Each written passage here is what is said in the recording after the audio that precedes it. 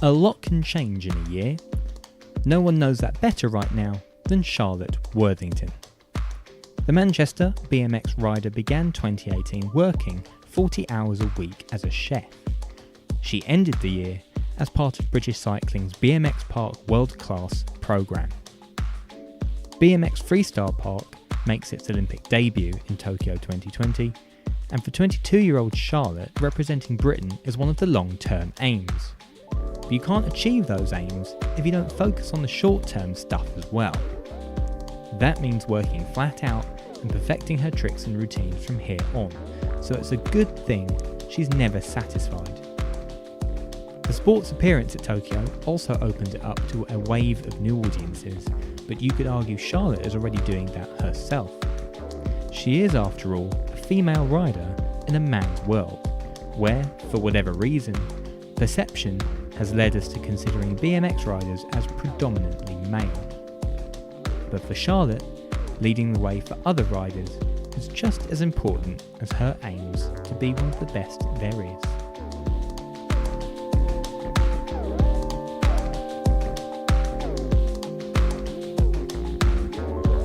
Charlotte, thanks so much for coming onto the show. How is everything, considering we've just had New Year and Christmas? Well, thanks for having me on the show. And it was a tough one getting back from Christmas. Did have that good week off, a lot of chocolate, all them M&S biscuits. I definitely paid for it, but yeah, definitely get back in the swing of things. Halfway through January now, so yeah, back at the gym, back on it. Exactly. Back. Yeah, and we've all definitely paid for the Christmas period, I can tell you. First things first, I'll kind of start with 2018. And you started that year working 40 hours a week as a chef, and you ended the year as part of British Cycling's BMX Freestyle Park World Class programme, not to mention the first World Cup podium as well in July. How do you put the last 12 months into words? Oh, jeez. It's hard.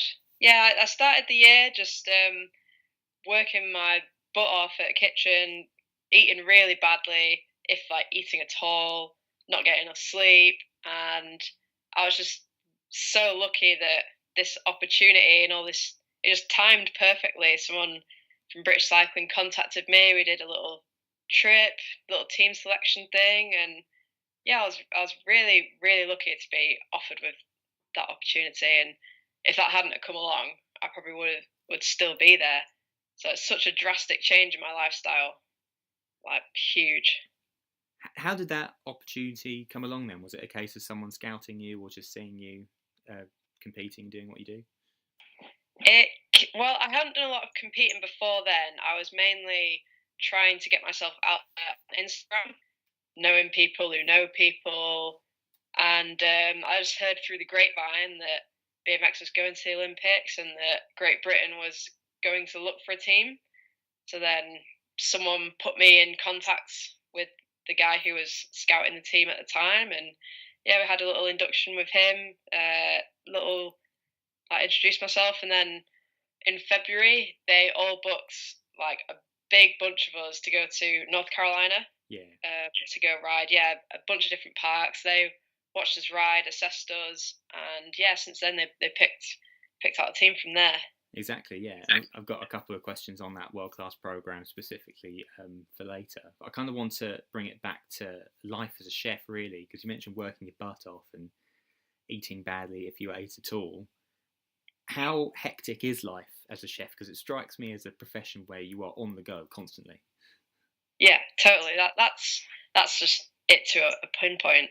It's kind of, there's never nothing to do in a kitchen. If all the food has been sent, then can you prep something? If all the prep's done, can you clean something? If all the cleaning's done, can you fill in all the documents and paperwork? So it's very easy. It's all too easy to stay an extra hour before or after your shift, and then when you're home, come in an extra hour early the next day. It was very difficult to get a work and riding balance, and I genuinely found it pretty impossible. Yeah, I was going to say then, bearing in mind how all-consuming that role is, where does the BMX fit into that? Did you actually find enough time to do what you loved as much as you could? Not at the start of the year. At the start of the year, I was at a point where I was riding like once every 2 weeks, which is just like nowhere near enough. I wasn't able to progress because every time I got back on my bike, it was like relearning stuff that I'd learned 2 weeks ago. So when I started to like switch, I was asking my boss for less and less hours. Kind of got down to part time. I did get to ride a lot more then, but I could never find like a full balance of because chefing work is so tiring. So then on your days off, you're absolutely shattered. And you don't really want to train, and then vice versa. BMX is tiring, so you don't enjoy yourself at work. Yeah, and you'd rather just lie down, I presume, when you do have your days off. Yeah, you'd rather just watch Netflix all day. Exactly.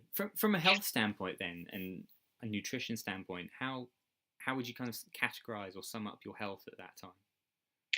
At that time, I loved a good McDonald's breakfast before my shift, standard, double sausage and egg bagel. Good shout. Yeah, and then continuing the day, I'd probably have a Red Bull or two and some Milky Bar buttons. Yeah, real tasty. And I'm still a sucker for that, but the drastic change in that was just I've got so much more education on my food, like on proteins and not all carbohydrates and fats are bad and when to eat them and supplements. Like that's all thanks to British Cycling as well that they've taught me that. Exactly, and I'll come on now to the world class program because obviously for those not in the know, and you've alluded to it already, BMX Freestyle Park will be making its debut at the Tokyo 2020 Olympics.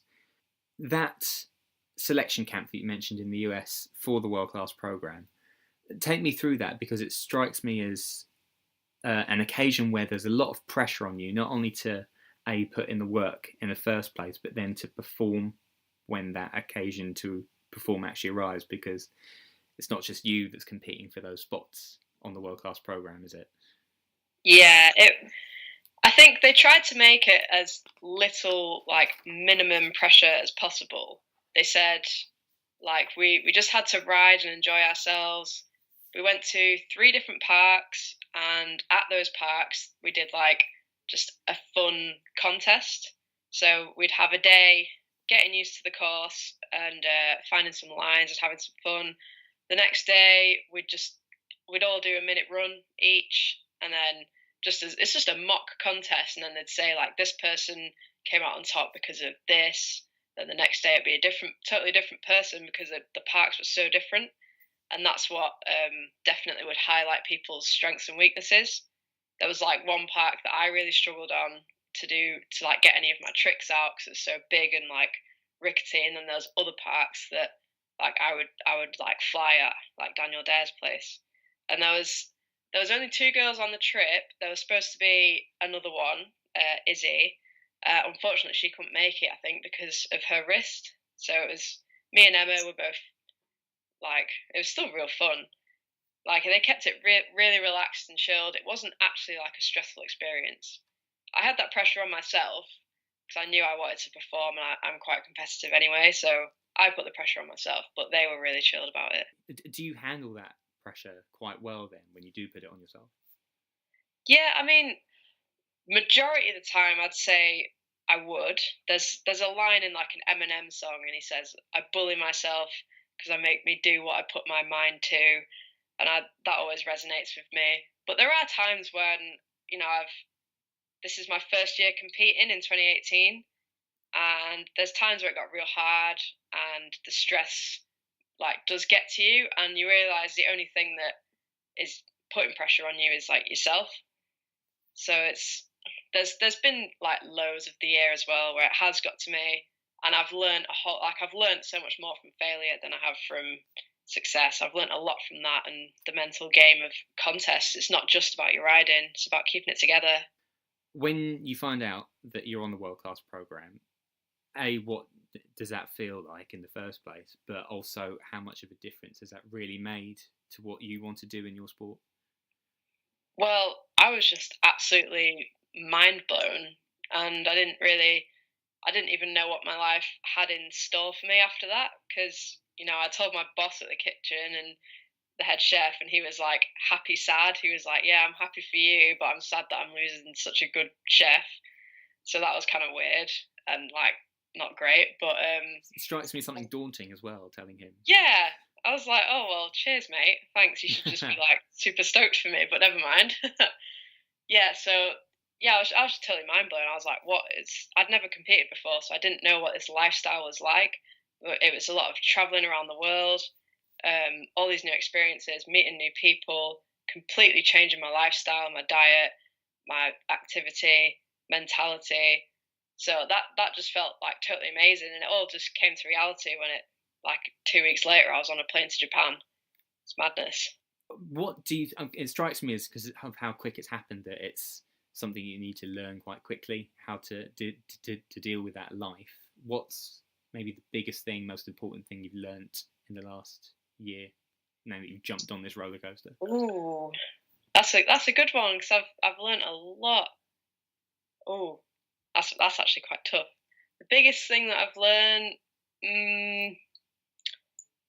I think, contest wise, the biggest thing I've learned is you don't need the biggest banging tricks ever to win a contest. You don't need to like change the earth to win a contest. It's like there's a lot more tactics and mentality and skill that goes into it.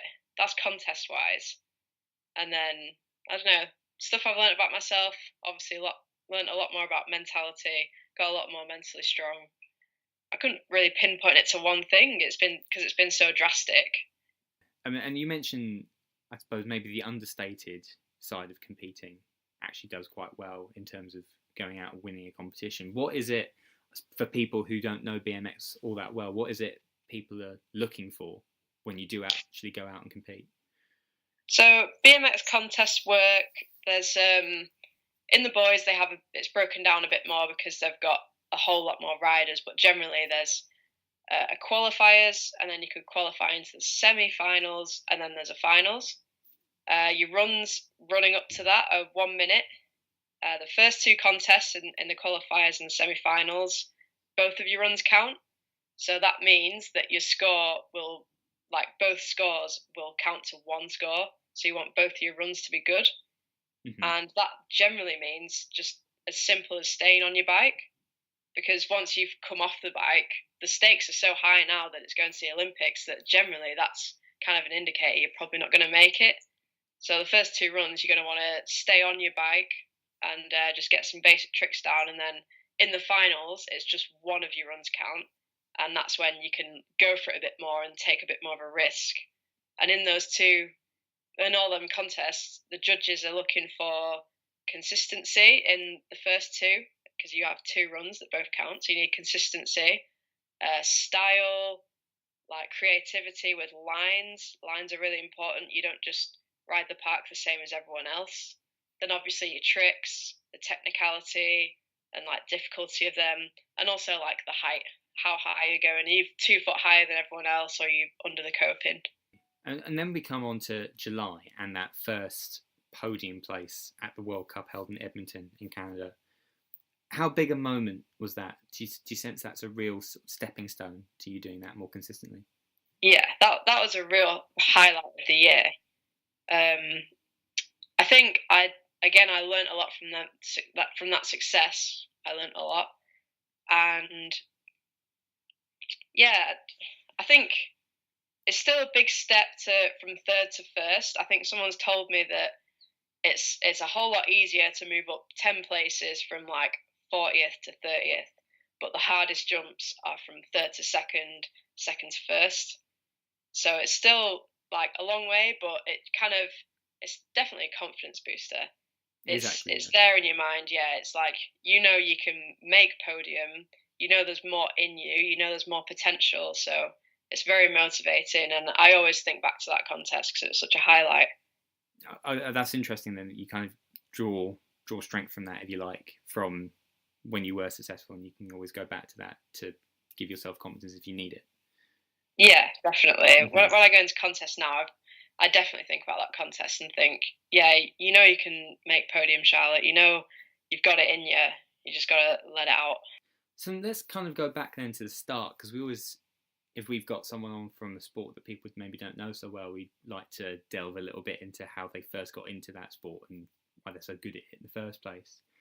Where does your BMX journey begin? How did you first get involved? My BMX journey began 2.5 years ago. Well, technically, it began a whole lot earlier than that, because I actually used to ride scooters, kind of professionally. Yeah, that was just something I picked up in high school. I thought it was really fun. Made a load of friends through it, and it was something I pursued for about 6 years. I just absolutely loved it. I loved the adrenaline of learning tricks, and so being in that sport, you also do that on a skate park. So I was always surrounded by BMXers, made a lot of BMX friends. I was very inspired by BMXers, watched a lot of videos on YouTube, more than I did scooter riding, and I knew one day I was gonna switch to that. But I was quite young. I started when I was like 13 or 14, so I did it till I was like coming up to 20, and then it got to a point where I felt a bit too old for it. A lot had changed, and I really wanted a new challenge. I wanted something new to have as an ambition, and everything. I had a BMX for a little while, and I dabbled with it, but everything I did on it was new, and that's what was so addictive, and that was why scooter riding was so addictive. So every trick I did, whether it was as small as doing a table or a toboggan, which are really basic tricks, it was still new to me, and you just get that buzz off it. Does that maybe give us a little bit of insight into your personality as well, that you're almost looking for the next thing and the next thing to try out, or to try and become good at? Yeah, I think I probably guilt trip myself into making sure I'm always pushing myself, and I am a bit of a perfectionist. I'll get kind of addicted to doing a trick until I know it, I'm confident in it, and it feels right, and it looks good. And then I've got to like make sure I push myself onto the next thing, because I'd hate to look back and think, oh, what have I accomplished this week? Oh, I did the same thing every single day. That would just be like so bad. I'd hate myself for it. And in the long run, I'd hate to get to the Olympics and think, and God forbid something messed up, or I'd hate to look back and think, geez, I wish I did this a little bit more in my training. So I'm always just trying to maximize what I'm doing, really. Exactly, yeah. Never satisfied. It's always the next thing. No, I don't think I'm ever satisfied. As soon as I've learnt one thing, I'm like, what can I add to that, or what new ramp could I do this over? How could I work this into my runs? It's kind of always going through my mind. Yeah, and that mentality probably explains why you are where you are at the moment. Next question is a very big overarching question. Is BMX a man's world? Oof. It is a man's world. Like, straight up, it is a man's world. It's male dominated. If you think of a BMXer, your first thought is going to be a male. You wouldn't typically think of a girl doing those tricks, but I think the only thing that's actually defining that is people's mentality. I think a lot of girls would probably be great on a bike, and it is big on mentality. If you see BMX as a male sport and you think, oh, I can't do that because I'm a girl, or boys are all stronger than me, or I'm too scared, then that the only thing stopping you is you. So I think, yeah, it is a man's world, but it doesn't mean that it has to be that way forever, and I don't think it will be. Yeah, I mean, is that all down to the fact that it's based on people's perceptions, whether that's from the inside and the outside, and maybe because you see more men doing it, maybe a lot of girls don't think that's the way for them to go. Yeah, I totally think it's perception. There's boys who are surprised to see female BMXers as much as the general public would be surprised to see a female on a BMX at a skate park. But if you went to a feast stop, then there's like over 30 girls there that compete from all around the world. So that just proves that it's really not, and that's like, those numbers have like doubled in the past year or two. So it's rapidly growing, and I think girls are getting a lot more belief in themselves and enjoying it, and that's what it's all about anyway. It's having fun, so girls can enjoy it too. It's not just for boys to enjoy. Is there a reason then, do you think, why media companies, sponsors, whatever, might have leaned towards the men's side of it? Because I suppose it's not just BMX. You can put it down to a lot of other sports where the men's side of that particular game is maybe given far more focus by sponsorships and media companies than the women's side.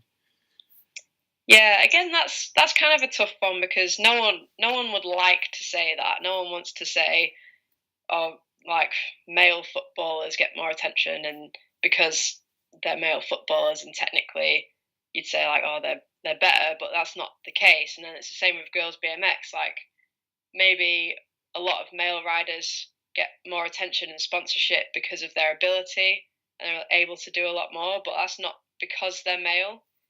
So I think maybe it's a bit of an easy option to just look straight for a dude that's doing BMXing for a company rather than sponsor a girl. Maybe they think it's like a risky move, or maybe they're just doing their pure product appeal. I'm not sure how many guys would look at a female BMXer riding like a BMX part and think, wow, she rides that. That makes me want to ride it. But I'm not too sure, to be honest. How much of what you do is driven by maybe the thought of being a role model for a girl out there who might want to get into BMX one day? I think, yeah, I'm quite massively motivated and driven by that because I have a lot of people that do look up to me and send me nice messages. And it's nice to have an influence on younger people because I was a younger person then and I'd look up to all the riders. And, you know, I used to look up to some of the male BMXers and think they were kind of like bullies, really. They used to be pretty mean. And yeah, maybe that was because I was just a young little scooter kid. But yeah, through my own experiences, I just want to be like a good role model and someone who can point like a younger person in the right direction if they really want to ride bikes. I've got a few friends that I really try and help and guide because I think they've got like potential. And then it's the same with anyone new that I've met. Like if they want to have a picture with me or if they've like seen me at contests, I'll always like give them the time of day and try and just be positive and encourage them. Exactly. And we're talking like you've been in it for quite some time, but it's easy to forget you are still 22, I think I'm right in saying. Yeah, you're right. So obviously there's still a long way to go. With the Olympics, obviously, next year now that we're in 2019, how much of a focus is that for you? Is that the number one aim at the moment? It's the number one long-term goal, but I can't really focus on the long-term thing until I get all the short-term things out the way. Like if I need to make sure that I perform at these feast contests throughout the year, like pretty consistently. I need to make sure I'm doing the little things, and then that will all add up to the big thing. Yeah. Mm-hmm. So it's all about getting the short-term stuff right. Yeah, first. totally. There's a long way to go, even though it's next year, because BMX is like so new, and especially the girl side of it is so new and it's progressing so rapidly. I need to be like in the present really and focus on what I'm doing now, the little things that will just add up. Because I can't just focus on the end goal because we need to get there first. In terms of then, it might be difficult to say now, but having the sport at the Olympics now, what do you think that will do in terms of coverage and maybe recognition for the sport in terms of growing it? I think it should do huge things because even if it does encourage kids to buy like a mainstream BMX from perhaps a supermarket, which isn't great because it doesn't support like the local shops, but say a part on that bike breaks, they're going to come to a local BMX shop to get it replaced, or they're going to get that one signature part. And I think it will do huge because at the end of the day, it's quite a cool sport and it's used a lot in adverts already. And I think with the coverage from like the Olympics, I think people will be pretty blown away because there's a whole lot of people out there that don't know what it is. Yeah, and it strikes me as a sport that's particularly accessible as well because, I mean, here where I'm living in Chelmsford, there's a skate park in the main park in town. So it seems like it's something that's really easy to get involved in if you want to. Once you've got your bike, then you can just go and see where it takes you. Yeah, definitely. Most places have a local little skate park anyway. It doesn't have to be like the best thing in the world or the biggest thing in the world. You know, I started on like really little ramps. Everyone's got to start on something small. So it is very accessible. Bikes are very affordable. And then like I started through scooter riding. Scooter riding is like a bit of a gateway. It's very similar skills. It puts you in that environment. And I think people seeing it on media, they'll be really encouraged. We've touched on it already, but short term, what's next in the pipeline for you? What in terms of training, and where can people see you competing next?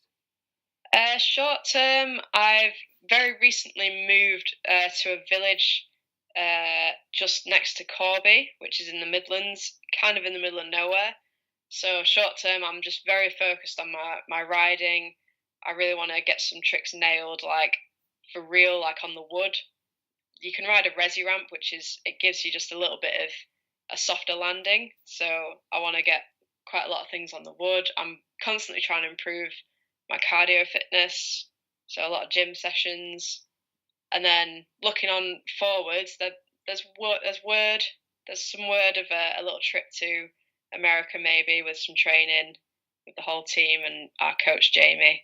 So that should be really good. Yeah, exactly. And for someone who is from Manchester, I think I'm right in saying, how is village life treating you? Oh, it's real exciting. No, I came from the city of everything. Manchester's got it all, and my whole life is up there, like my friends and my family and my whole history. I'd never moved house. So this is the first time moving house. I've moved out on here on my own. It's a good thing I like the countryside. And Corby's got the essentials. I mean, it's got a Nando's, so we're pretty sorted there. Oh, then you're sorted. That's all you need. Yeah, so there, we're sorted. It's got the basics. Yeah, exactly. Last question. As ever, when I have a guest on, I was given a little opportunity to plug their sport, as it were, to someone who might want to get involved. So, in your words, why should someone, if they're listening, give BMX a go? It makes you feel so good. You are totally part of a community. It's like a happy addiction when you land that first trick, when you go down the ramp for the first time that you were so scared about. You get such a rush of endorphins and adrenaline. It'll make you so happy. You'll make so many new friends. You'll grow as a person and learn so much about yourself. It's just totally worthwhile. Well said, and that's messages we can certainly get behind as well. And with that, thank you so much again, Charlotte, for coming on to the podcast and telling us about your sport and obviously the journey you've taken through it. It's still very early days, so I'm sure we'll all be keeping tabs on you and see where it takes you through this year and on to next year and the Olympic year in the near future. Yeah, thank you so much for having me. It's been great. Thanks so much.